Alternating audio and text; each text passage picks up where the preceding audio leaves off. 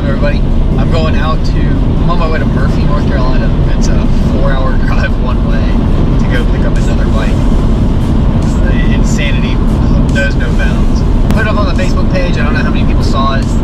I sold my YZ. It's gone. It was a great bike. I'm gonna miss it. I still miss it. It's only been a week though. But it was time for something else. It was a little too specific for what I was riding, the kind of riding I was doing.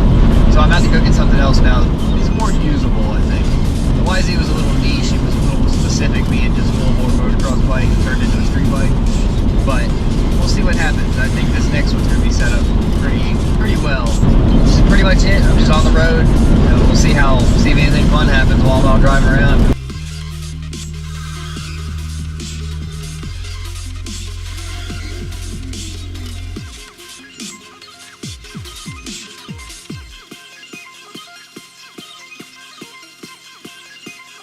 This is a long drive. Jesus. I'm not even there yet. I got an hour left in the car before I even get there, before I have to do all the stuff where I give the guy all the money. Fuck. I don't know how guys do like daily vlogs. I've seen people, I've done it with like doing tutorials, but I can't understand how people sit and talk to a camera all the time. And people say, like the same thing with motovlogging. Like, I don't understand you talking to your helmet the whole time you're on your bike. But yeah, it's the same thing, I guess, but it's not exactly the same thing. I don't have to look at the camera. I just look at stuff and then talk about it. I don't have to look at you. Talk about whatever is in my head.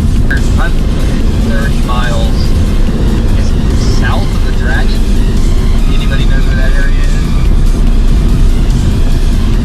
And I was thinking about it. I might talk a little bit, but I'll probably be too tired of driving and still have to drive 4 hours home. I was thinking I could go up to the Dragon, depending on how well suited this thing is and how good a shape the tires are in. Come to the Dragon and hammer real quick and then come home. That'd be a lot of fucking fun, but it'd probably make a 4-hour trip home, a 6-hour trip home. I'm already gonna get back. Up and back, 8 hours. Yeah. That's a long time in the car.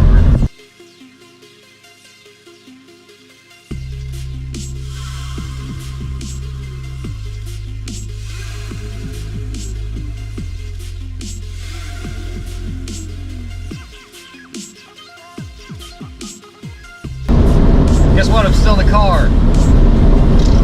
This is hour forever. I think it's hour 7. Whoa. I don't know if you can see it, but there's a thing following me. It's back there, waiting. It's filthy. Needs a bath. It's in good shape though. Needs a couple things. Nothing real major though, which is good, especially for. I got an okay deal on it. I'm excited. This season's gonna be good, you'll see. We got a bunch of people getting new bikes, and we got new dirt people, and new supermoto people, and I'm just excited that this whole mixed riding season's gonna be really good. Maybe you can get some dual vlog stuff with like Motard Steve. We've been talking about doing that. And then possibly going to Texas to see some friends, but might be able to ride a little bit while I'm out there. Yeah, it'll all be good. I'm excited. One eternity later. So, we made it home after 8 hours of being in the car. I just couldn't stand to do anything else with it right then. So, I'm going to give you a walk around tour of the new KTM. 2010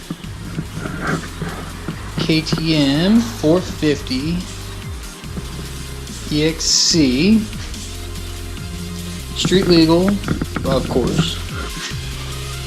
See all this, I got all the normal stuff on it, headlight, tail light, blah blah blah. So this one comes with some little hiccups that I've got to fix, and I'm going to go through a couple of those. So I don't know, off the bat you can see some cosmetic stuff. Besides it being filthy, cosmetic stuff, it needs a new Supermoto fender. It's running the stock can, which sounds like a sewing machine. Tail light is ghetto, and so it needs to be removed and rewired. This was the big one that kept me almost from buying it, is that inside here, it's kind of dark in my garage, but inside here there is a bolt, and how these Kickstarters go on is it slides over this, it's indexed to these teeth, and then a pinch bolt goes on. The pinch bolt's kind of specific, and it makes it not back out. It's like a self-tightening bolt. And so with this missing, because that bolt's gone, it's making it a little, it sketched me out a little bit because I wasn't sure how much that was going to cost. But after a little research, it looks like it's going to cost me like $100 to get a new Kickstarter. And then apparently it was down by the previous, not the guy I bought it from, who was my friend. He only had it for, I think he said he put 300 miles on it. Other than that, it's got, there's a little bit of rash on the swing arm, foot peg's bent, and the shifter is ground down. Other than that, which is, and okay, one more thing, levers. So, what I'm into it for, if I want to just be able to ride it, is a tail light, levers, and a foot peg. And a Kickstarter, but it's not really that important because I have to, I'm going to pull the carb out and clean it. And I'm going to do a full, like, new bike rundown. I'm going to pull everything off, check all the wiring. I'm going to go through and do a coolant swap, or coolant flush. I'm going to do new brake fluid, front and rear, oil change of course. The suspension is good, it was just recently done. It needs a new throttle cable. I mean, it needs some work, but that's what I figured I was going to get for the money I had, and for what I could sell my YZ for.